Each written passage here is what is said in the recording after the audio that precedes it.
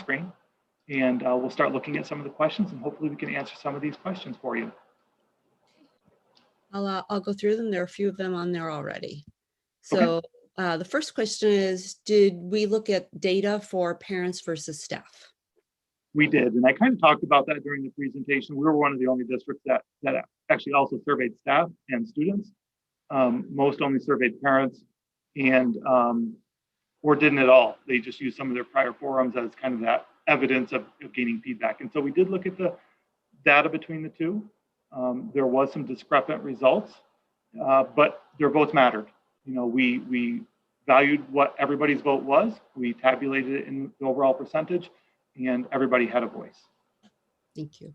Next question is, are you making students already in school in the primary building to switch teachers? I don't want my child to lose her teacher or the few friends she has in the classroom. I was really worried that might happen, but it didn't. You know, the administrative team and the team that's there to support them, they made it happen where kids that are in person now aren't going to have to change teachers. The only students that might have to change teachers, when I reference 12 students total between the primary and elementary school, would be two virtual classes, one in the primary, one in the elementary, we believe. But those students would have the option of coming in person and maintaining the same teacher. And so there is a potential that no student would have to change teacher. Great, thank you. If my child has been relying on the bus for the 2 days this year, can I assume that will come the other 3 days and drop off at home as well? Thank you for the question. The original survey, if you remember, the first survey, you filled out a part around transportation. And so if you filled out, you're in person and you need transportation, you need AM, PM all days, then the bus will come. If you're a little unsure of how you answered it, I would suggest please call the transportation center and just confirm that it's all set. But if you filled it out that way, yep, it'll be there. Great. You speak of reacclimating our youngest students and building endurance. Would you consider a gradual reopening for UPK and kindergarten? It's a great question. At this point, we're not considering that. And I know this is coming from a staff member. And so what I would also say is, you know, have that discussion tomorrow during your faculty meeting. I know each principal in each building will be having a faculty meeting to hear thoughts, concerns, questions from the staff to help brainstorm and problem solve. I don't want to say it's off the table because it's not, but what I also want to recognize is we have maybe 6 or 7 weeks. And so a gradual reopening is going to cut into that 6 or 7 weeks. And so we just need to be mindful of that. I'm not saying there wouldn't be value in considering that sort of thing. What are the staff survey results about returning? Was it the same as the greater community or different? And again, you know, I kind of referenced that in the previous question. It was certainly discrepant. You know, there was some discrepancy. Change is hard. And, you know, I was a teacher and I know as a teacher that, you know, any change, there's kind of this transitional moment where it's harder to move students forward. And this is going to be a change, and it is going to be kind of that transitional moment where, you know, it's hard to move students forward. And I'd also say that kind of in a rhythm right now. And so when you're in a rhythm right now, you know what to expect week to week. But yes, the survey results were a bit discrepant between the community, or parents, I should say, and the staff, but they were all weighted equally. And it makes so much sense to me because our teachers work so hard to create community and build relationships, and they've been doing that in a very different way. And I have confidence that they will be exemplary at it under any circumstance. These two are sort of related, I think. Is SNAC going to need to be 6 feet or 3 feet? How will it happen in the classroom? And how will students get snack breaks if they need to be 6 feet apart for this to occur? This question's near and dear to my heart. Yeah, this is a great question. And I have 2 answers for you, and they don't match each other. And so one is New York State Department of Health indicated that snack breaks needed to be at 6 feet. And so actually had a conversation with local Department of Health and said, what if in a classroom, if students are spaced at 3 feet, could every other row, so long, you know, you just grid it out, they have their snack break, put their mask back on, and then the others do. And the local Department of Health said that would be acceptable. Great. I think you touched on this one, but what about mask breaks? If masks can only be removed during meals, when will they get mask breaks? That's a change. It's a great question. Right now, we don't believe we can offer mask breaks. That's the response we're getting from everybody. I do know that our students and staff have been really great about wearing the masks and that sort of thing. But what we do believe we'll be able to offer is if we're outside and we can space out accordingly outside, that we could do a mask break there. And we're in the process of, and I think some people know that we have all these cut logs that Pro Cutters Lawn and Landscape donated to us. So thank you so much for that. And so we created multiple outdoor classrooms. Those were created on as hybrid, under the hybrid model. So they're in groups of 12. And if we're returning students, and now we have groups of 20, those outdoor stump classrooms now become fewer. And so we had this idea today, what about 5-gallon buckets? And the 5-gallon buckets are coming in, and we're hoping to create more outdoor spaces. And so thank you, Brian Nolan, who had a connection, and he loaded his truck up with 5-gallon buckets this afternoon. And we're going to try to create as many outdoor class spaces as possible so that kids can have fresh air and mask breaks. It's such an all hands on deck endeavor. It's awesome. Can you talk about ventilation measures that will be taken? I can. So I can do it, probably not as well as others in the district can do it. But we're very fortunate. We have a board member who this is her profession, infectious disease and this sort of thing. And so she is an expert in this area and she meets every Friday with our director of maintenance and one of our assistant superintendents that oversees our kind of facilities as well. And our COVID liaison, our COVID liaison to the state. And they talk specifically about filters, about airflow. We have, all the recommended filters are being used in all the buildings. We have the airflow cranked up beyond what the recommended airflow is at this point. And so I'm confident in saying between our filters and our airflow pulling in the fresh air and air patterns within the buildings, we're really in a positive place compared to other districts because we have that internal expertise with Dr. Schneider. And so she's been an invaluable resource. Agree. What will instruction look like for primary elementary students who are in person 5 days per week if their class gets quarantined? So that depends. So if their class gets quarantined and the teacher becomes ill, it will likely be either asynchronous work for the week, or if we can secure a sub that can authentically pull off the lesson plans, we would do that. What's happened thus far, because we have had classes quarantined, what's happened thus far is they've moved to synchronous virtual instruction, but they also provide an opportunity if students can't make that to do it asynchronously, because some families, if their kids quarantined, the parents are working and aren't home to support the instruction throughout the course of the day, and so it's not possible to do synchronous. And so this entire time we've been really trying to be mindful of the different circumstances that every family has, and to try to not create undue burden. Can't middle and high school kids start going every other Wednesday? We would take even a few more days in person, especially with 2 to 3 wasted in-person days due to state testing. Yeah, the state testing is a piece we're trying to cut down on. And let me just speak to the state testing. It is much shorter than what's typical. It's about an hour test right now. It's 1 day. It's almost all just multiple choice. I think it is all multiple choice. And so it's much shorter. It's not an entire day that's on that test. It's just a very small fraction of the day. It's not like what it typically is. In terms of the secondary levels, I've actually had a lot of feedback from families saying they hope they don't lose the bonus day, because although I'll just use my family for example. My kids are doing okay academically and don't use those days, but we have a lot of kids that are struggling and use those days. I'm talking hundreds of kids, and they come in and they get their work done. Otherwise, they probably wouldn't be passing. And so what we're looking to do is actually expand that Braves bonus day, and we're going to have teachers reporting every Wednesday and staffing.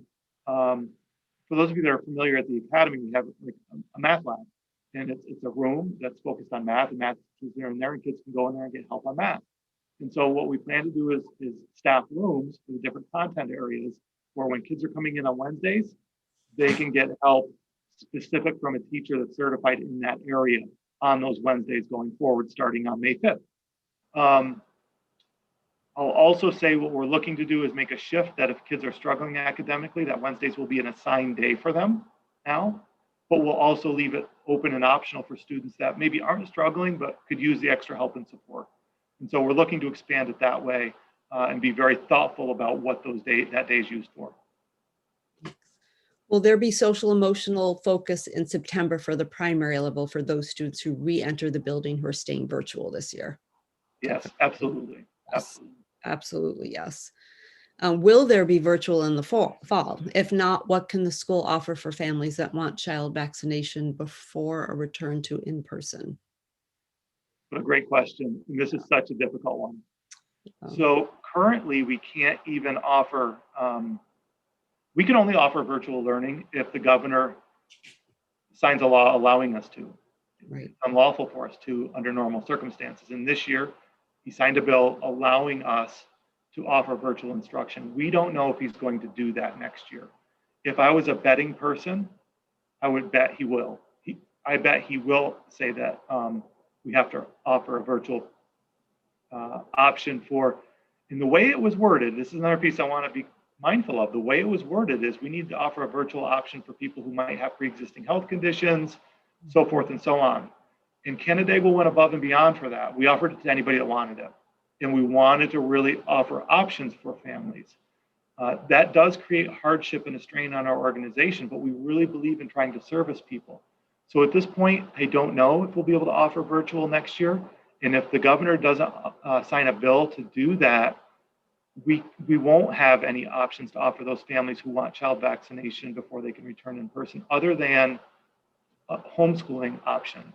As you recall, there was a time where people could do religious exemptions and things like that for vaccinations, and that's the state government removed all those exemptions, and so there's very little flexibility around that. And I know I'm kind of getting off on a separate topic, but they're all linked to vaccination. And even within our own community, we have people who really believe, like this question says, child vaccination ought to be available before we return in person. We have people saying, I don't want my kid having the vaccination. I don't think they should have to have it. And so I can respect, I can appreciate, and I can have empathy for both of those stances. And now the challenge is we have to build a system that supports as much as possible. And that's our challenge. It's ongoing. Yeah. What about kids in middle or high school that are struggling? Could some kids that fall in these buckets be able to go 4 to 5 days a week? I think next year we have to, if we're in the same position next year, I think we have to look at things a little differently next year.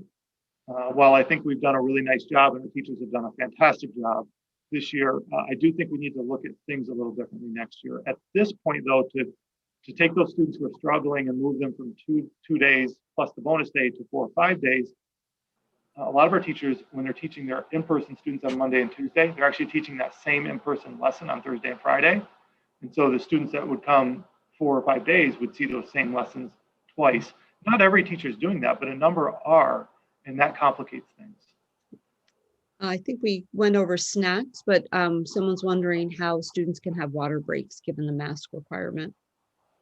I think it goes back to the same thing that if we had a grid pattern and maybe we had, not to confuse things further, but you had a cherry grid and a gray grid in every classroom. Okay, cherry students, you can take your mask down, take a drink, mask back up.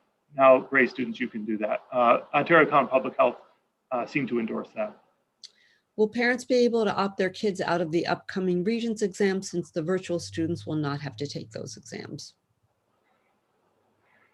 So we are required as a school district to deliver Regents examinations for whoever shows up for them.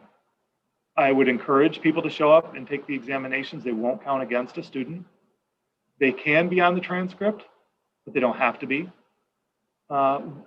The reason I encourage people to take it is because it will offer us data. It will offer us information that will help us plan for next school year, curriculum writing, so forth and so on. So yes, we can't require students to take it, but we are required to offer the exams, and I would encourage people to do so. Do we know what the last day of school will be for this year? Let me look at my phone. Hold on a second. So the last day of school, I believe, will be June 24th. How that will look, we will be able to share soon. So in other words, when does the academy shift away? Because typically they shift away from those daily instruction to Regents Week, but Regents Week is kind of fragmented this year. What will that look like? And usually at the other levels, UPK 8, they kind of shift to half days for the last few days. And so we're working through that now. I know Matt Schrage, our Assistant Superintendent for Instruction and Curriculum, is working with our grade level leaders and our CULT leaders to really design what the end of the year will look like. And we're very close to being able to share that with the community. How are the teachers decided upon for who will return in person if they're currently virtual? So I believe, and I could be wrong, and so hopefully Heidi and Brian, if you're listening, that some conversations have already had with some of those teachers that might need to return. But what we looked at was what was going to create the least disruption to our students. And so I'll give you an example without using names. I believe we only need two staff members to return from virtual to in-person. And in the case that we are looking at, that those teachers returning, it would only disrupt 12 students. I've referenced this, right? It would only disrupt as much as 12 students, whereas anyone else returning to in-person, it could disrupt as many as 38 to 40 students. And so what we looked at is what will disrupt students the least.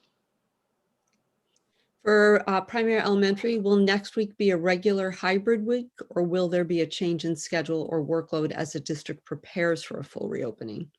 A regular hybrid week next week. The only thing that'll be different is on Wednesday of next week at the primary elementary school, there won't be a Braves bonus Wednesday.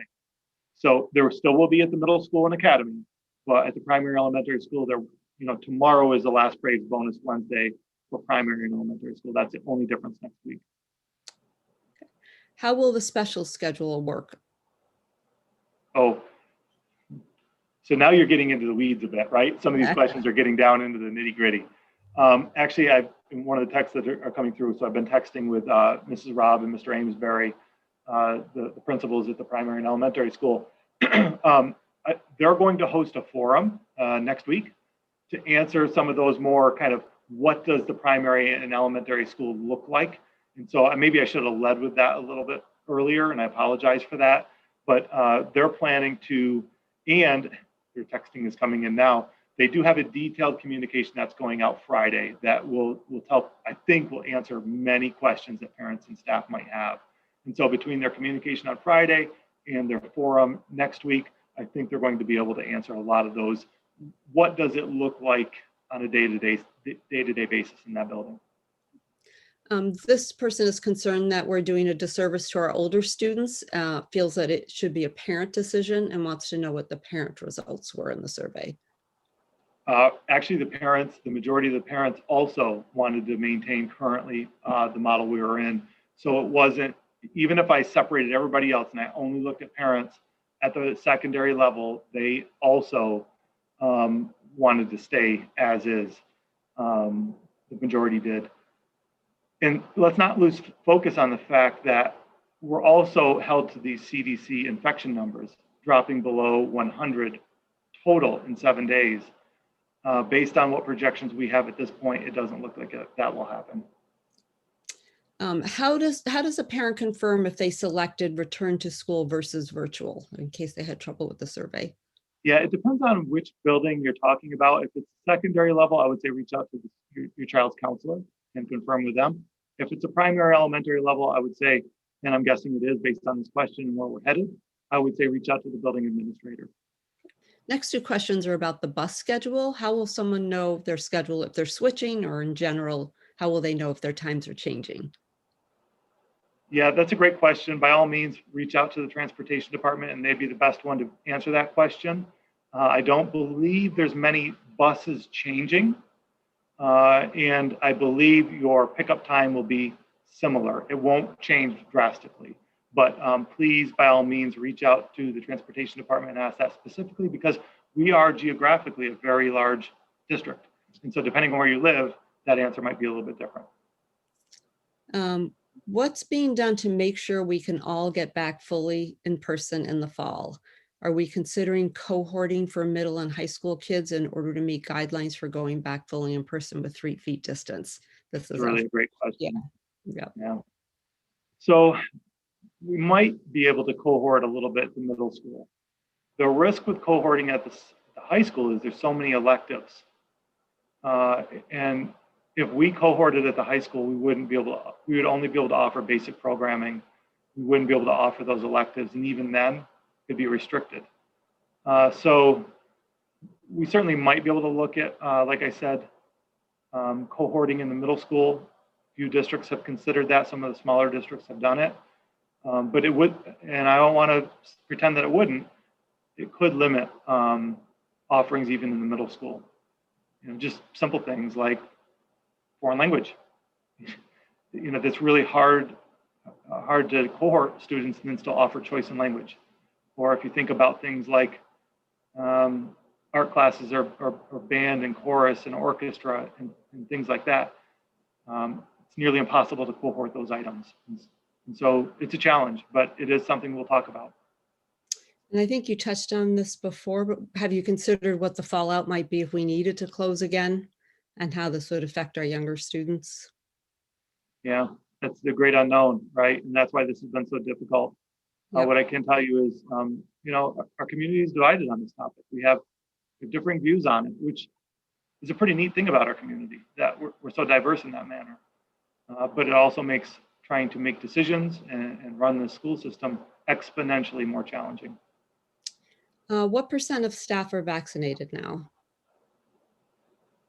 About 80%, we believe, right around in that range. So we did ask that question. The majority of our staff replied, and we believe we're in the 80% range. Anybody who on our staff wants a vaccination is able to get one. This person would like school board members to step down as we've allowed this horrible teaching model to continue. So I think there's probably a little confusion around the word guidelines. They're not actually guidelines as in you might want to consider doing this. The guidelines are what we have to do.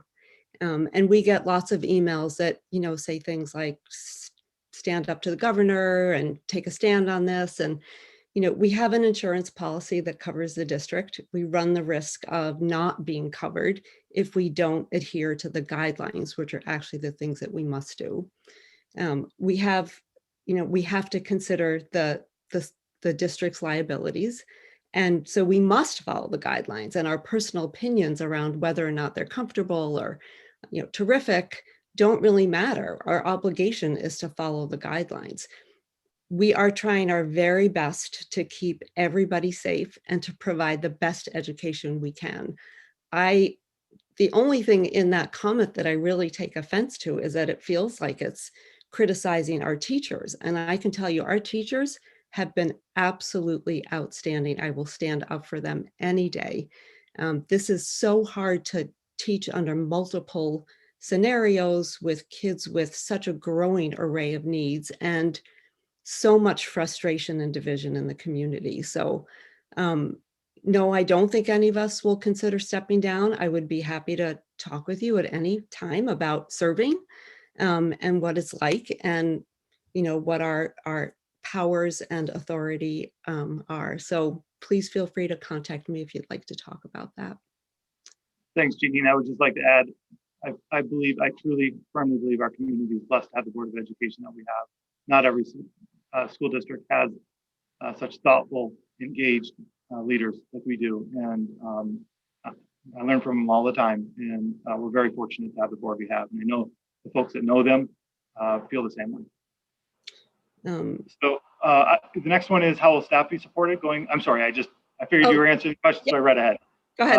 How the staff transitioning from virtual to in-person be supported. And I'm trying to think of, so this might be our virtual teachers that are now moving to in-person. And so we are trying to reserve time tomorrow and again next Wednesday for staff to prepare for this transition. And if that's not sufficient amount of time, I'd encourage those teachers that are moving from virtual to in-person to reach out to their building principal and see what we can do to work together. Thank you from this person who said thank you for all of the hard work that everybody is putting in. That was very kind, and we thank everybody too. This next one is back to drinking water. I think that you covered it already. I think there was a concern because maybe a student heard in school that that people won't be able to drink water, and there's a reasonable concern about dehydration. So it sounds like that's something that will be able to be scheduled. Thanks. And I'll take the next one. Yes, I'm sorry if I didn't acknowledge that. Yes, exactly. What date will you make a decision regarding secondary students, and can they start 5 days in the fall? Probably, unfortunately, probably not until August, because I'm assuming there'll be some changes to the guidance document between now and then. We'll have to know what the infection rates are, if us reopening has anything to do with infection rates. And so I think we just, like we did last summer, we have to kind of make sure we know what the state's requiring us to do. And in the meantime, we'll think about how this year has gone, what went well, what didn't, and how we do things differently, given whatever guidance we have to follow. If a child switching from virtual to in-person, can parents be made aware of the teacher that's switching placements so they can decide what they want to do with their child? I do believe so. Those calls, I believe, have started, but if they haven't, they will be starting, because partly they built the schedule and we need to wait to see what the survey results were. So we didn't want to put the cart before the horse. And so those communications should be going out through the course of this next week and a half. Will there be a focus on social emotional needs for our youngest virtual learners? How can we make sure they're ready to hopefully return in person in the fall? Yes. This is just a parent. They want to be clear that they're a parent, that perhaps the teachers know more about what kids need. And perhaps we should listen to their survey results more than others. That's a hard one. It's just a really, really difficult one. And so we're, even in these comments alone, we're seeing both feelings on that topic. That it really should just be up to the parents. And then this person saying it should just be up to the staff. And so my decision was to weigh them all and to take them all equally and make a decision from there. But it's a valid point. Another question about opening upper level schools. Again, those are completely reliant on the infection rates, and we only have control over ourselves and how we affect them personally. Specials, I think we covered. Moving. Will parents be allowed to move their children from virtual to in-person after May 3rd? What I would ask is that we minimize that and try not to do that. Yeah. Changing is so difficult. Our classes are already maxed, and we may not have room in certain sections, especially at the primary elementary school. Those classrooms are fairly maxed out. Are there any changes in the 6-foot rule for fully vaccinated staff? I'm wondering if this one has to do with staff. So what I didn't mention is adults have to be 6 feet away from students based on this guidance. Students can be 3 feet away from each other, but adults have to be 6 feet away. At this point, there's no accommodation. If you've had your vaccination, you can be less than 6. Maybe in the future there will be, but right now there's not. I think you covered this, but the middle school, high school. Oh, when will middle school and high school teachers go back on Wednesdays? I think we May, did this in the beginning. Yep, May 5th. Yep. When will the upper levels go back to 5-day in-person school? At the earliest in the fall.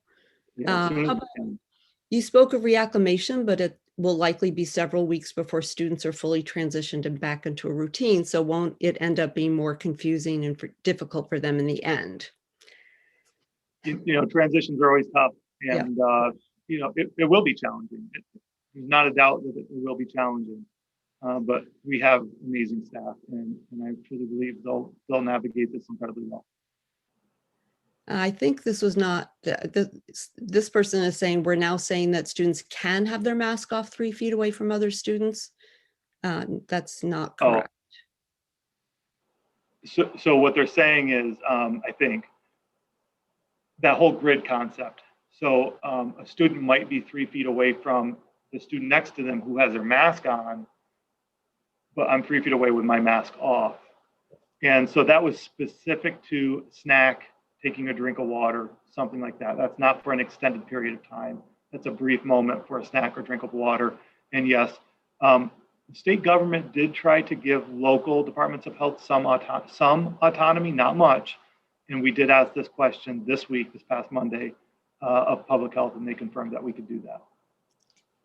When would parents find out if virtual students will have a change of teacher at primary elementary or not?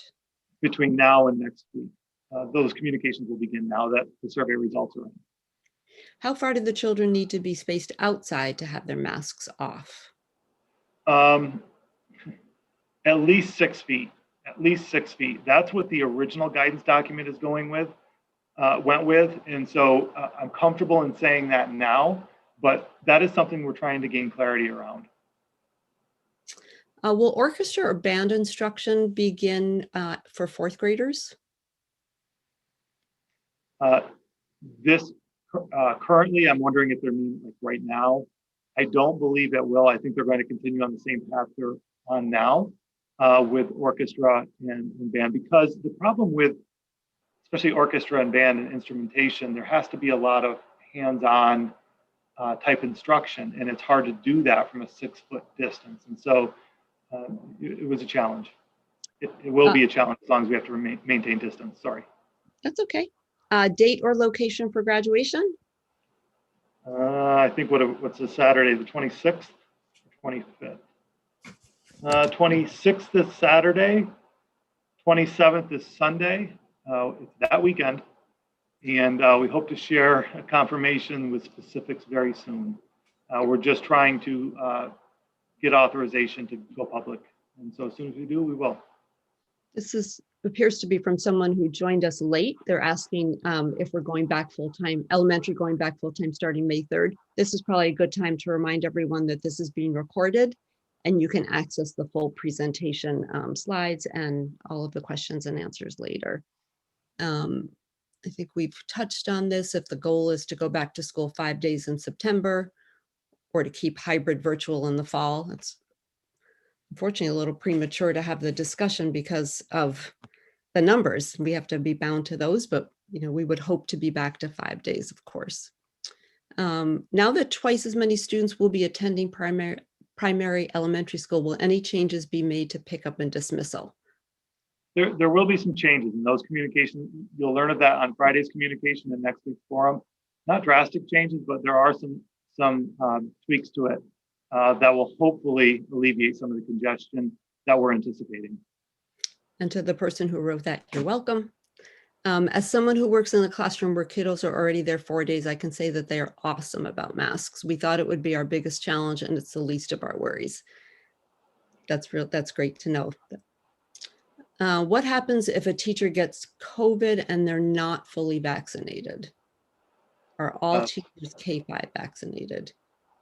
Nope, not all staff is vaccinated. But what I'll tell you, if a teacher, vaccinated or not, gets COVID, they're put on isolation.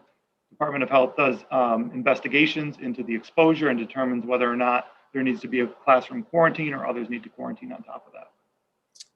Joined late, are we going full time? Yes, primary and elementary, May 3rd. And again, the presentation and the slides are all available on our website, or the recording will be available later. Bonus day has been our saving grace. Just 2 hours have made a huge difference mentally. Thank you. I'm very concerned about Regents exams. What can you tell us about this for the 4 exams being given? So, I try to interpret exactly what the question means. And I know this is a teacher, so please feel free to reach out to myself or Matt Schrage about it if I don't answer your question. But currently, the New York State applied for a waiver to the federal government to not have to give Regents exams or New York State 338 assessments. The federal government denied it. They did another waiver, it was denied again. Therefore, we're required by law to give assessments, Regents, 4 of them, and New York State 338 assessments, but the state was allowed to trim those back, in which they did. Students aren't required to take them, but districts are required to offer them. They will not count on a student's transcript. They will not count against a student. However, if a student scores really high on a Regents exam, for example, and wants that on their transcript, they're welcome to. Otherwise, there's a code that all districts across New York State will put on a transcript just to indicate they're exempted from it. I hope I answered that. If not, please reach out. This is a great question. Can kids come in on a Braves bonus day for help with Regents review? I have a freshman who's worried about being prepared for them. Yeah, so if it was, let's just say it was a math Regents exam that they want to come in and kind of review their notes and prep for, they could come in and they could meet with a math teacher and just, go through what questions they have, and the teacher can be there to support them. So yes, they could do that. And will social and emotional learning be in the classroom? Yes. For students who are struggling and Wednesdays become mandatory, will they be going for a full day, or are they being split into 2 sections as they are now? That's yet to be determined, and that largely depends on how much the student's struggling and do they need the extra time or not. I'm concerned about pickup at the primary and elementary school. It already takes a good deal of time now to double it. Is there a plan to help with this congestion? There is a plan, and we think it'll help. I know at the elementary side, because the kids are a little bit older, a little more independent, it moves a little faster. At the primary side, because the kids are a little younger and a little less independent, it takes a little bit longer. And so we're going to try to alleviate some of the congestion on the primary side, and there is a plan in place that will explain that. And like I said, you'll hear about specifically that plan on Friday in the written communication and the forum next week with Mrs. Robb and Mr. Amesbury. Let's see, what will Regents Week look like? I think you covered that. Do we have a graduate? Yeah, so I would just add. I'm sorry. I would just add to that. For the days we give the Regents exams, it'll look very much like a traditional Regents Week would look. The kids would come in to take their exam, that sort of thing.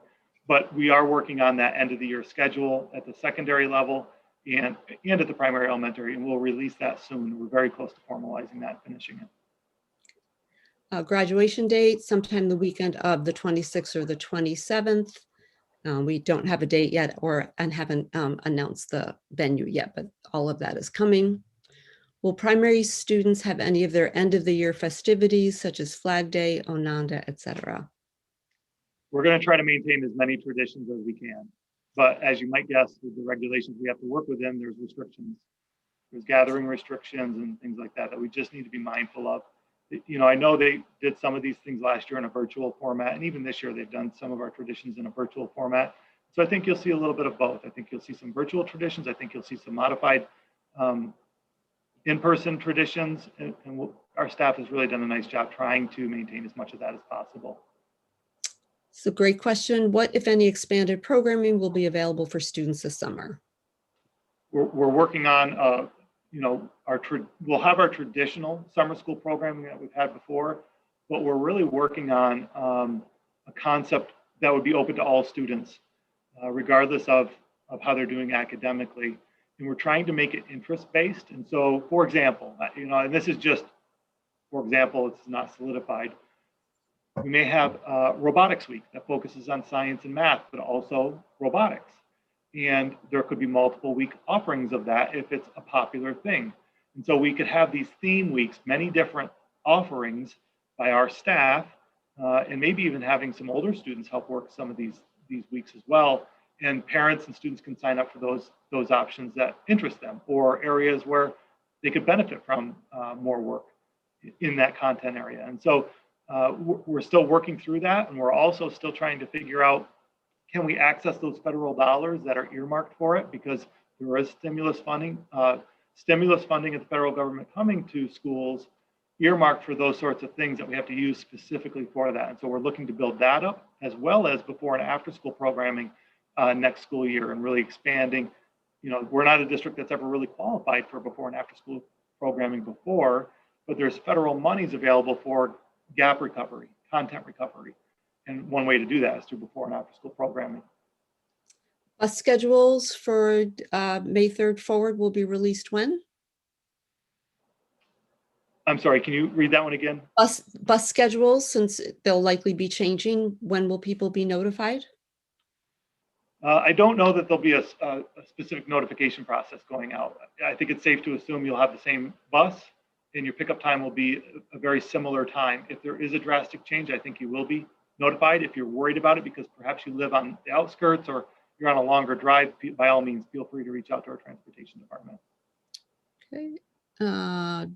Is dismissal at primary elementary staying the same or changing? So it will change a little bit. There will be a little change to the dismissal process. Uh, and again, I think our Friday communication will talk about that from the principals, and their forum next week can talk about what that will look like as well. When will the staff that are virtual, who are transitioning back to in-person, be informed of their changes? Let me just check. It appears as though they have been notified already. And this is, I'm sorry, I just got a text. This is in regards to any family members knowing who their new teacher will be. That's happening, it looks like Thursday. But it appears as though, I believe, the teachers who are moving from virtual to in-person have already been notified. If you're a staff member and you're wondering about that, by all means, reach out to your building administrator. Speaking of cohorting, would we be able to cohort at least 6th grade since they don't take foreign language next year if we're not able to open fully? Yeah, I think we would look at that. The hard part, some schools have their 6th grade in the elementary school, and so they can fall under that elementary umbrella. Some have them in the middle school. It's just different philosophies and different structures, and they fall under the secondary umbrella. And a lot of our 6th graders have special area teachers that teach other grade levels, which complicates the scheduling aspect of it all. But to this point, yes, if we had time to plan for it, this cohorting concept at 6th grade, it might be possible at 6th grade next year if we were able to schedule around that. And maybe even for 7th and 8th grade, but that's tough. Kids with IEPs that were not followed this year, what's being done about those being followed next year if reopening is not allowed? So there was some leniency given to IEPs and meeting IEPs, making virtual accommodations, things like that. But we also, in those instances, the intention is to make up and provide services to make up time lost. And so that's a piece where we're required to do so. And so that's a piece. But this year we were compliant with IEPs based on the pandemic situation, the guidance documents we needed to follow. And where we weren't able to fully carry out certain IEPs, there is the intention to do some recovery pieces around that. This person is saying, thank you for the communication throughout the process. Let's see, will 8th graders march to the academy on the 24th of June? It's such a great tradition. We think we can make it happen. We think we can make it happen, especially think about it. If they're still in hybrid and our numbers will be low enough and outside that I'm pretty sure we can make it happen. So we are certainly looking forward to trying to do that. Can transportation be changed to a bus route if students are currently being dropped off and picked up by a parent? Do we have the capacity to move someone from parent delivery to bus? Change to a bus route if students are currently being. So we have capacity on buses. We're trying to limit our density on buses as much as possible. Currently, based on the survey results, we believe 2/3 of our buses could still have 1 student per seat. The more parents that say, I need busing now, the more density on buses and the more buses that'll have 2 per seat. We have capacity. There's leniency in the language around doing it, spacing them out when possible. The guidance says when possible. And so sometimes it won't be possible, but it just creates more density on buses. This we really struggled with. If we're returning students for their emotional health, it appears that we're creating a problem by rushing into it and, making a change sort of late-ish in the year. The kids have created relationships in their current model that are now being disrupted for 6 weeks. Some of the struggle, I can't disagree with that. Yep. But we also have a lot of community members and certainly some staff wanting the full return, and now the guidance language allows us to. And within that language, I was tasked with taking the temperature of the community, and the temperature of the community was to do it. So I fully understand and can empathize with both beliefs on this. Yep, we all can. Let's see, for virtual teachers, when will planning for digital materials take place if Wednesdays are getting taken away. There'll still be time on, well, I think this is referencing secondary staff having to come in on Wednesdays, work on the Braves bonus days, so there will still be time reserved on Wednesdays for those teachers to create that digital content as well. We will still keep sacred some of that time. Will counselors be able to work with groups of students now rather than only able to work one-on-one? So long as they can have the spacing of adults 6 feet away, students 3 feet away. Can primary elementary virtual teachers still continue to work from home? Yes. Will there be kindergarten screening this spring? Yes, there will. There will. And so if you have questions about that, by all means, please reach out to Heidi Robbins. She can talk you through the process. Grid concept is going to be a nightmare in primary classrooms. I don't claim it's going to be easy.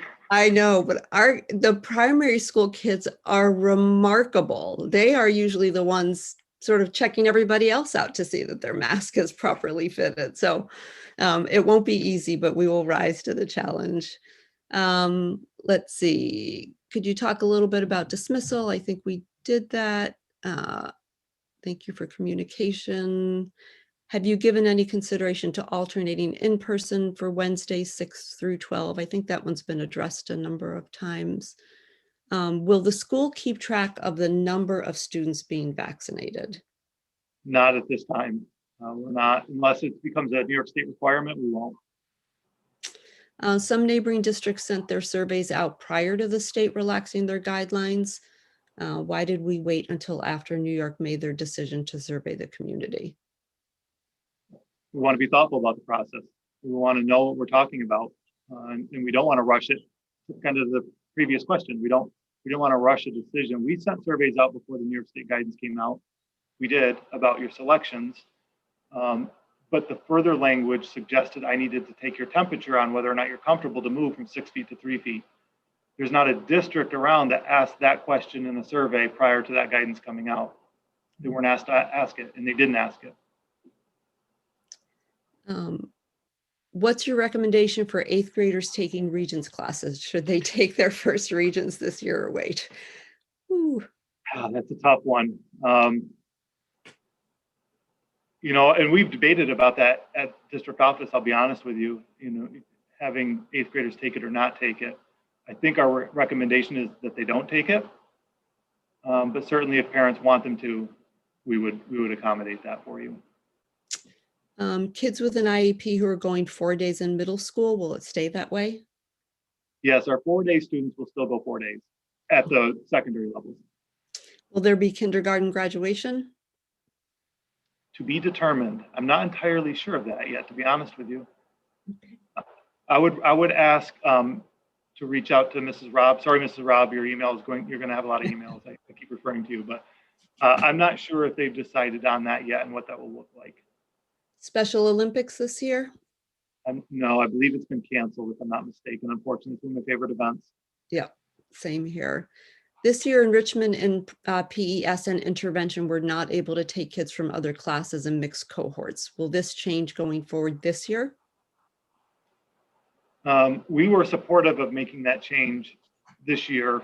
From the administrative perspective, we were comfortable with moving forward with it, but I don't believe everyone is comfortable with that. So I don't know if that will change at all this year.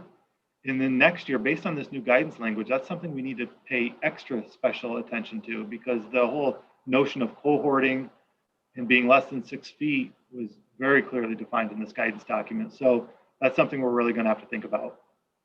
Will lunch be held in the cafeteria for elementary students? Cafeteria and other spaces, yes. Will 5th graders get to visit the middle school?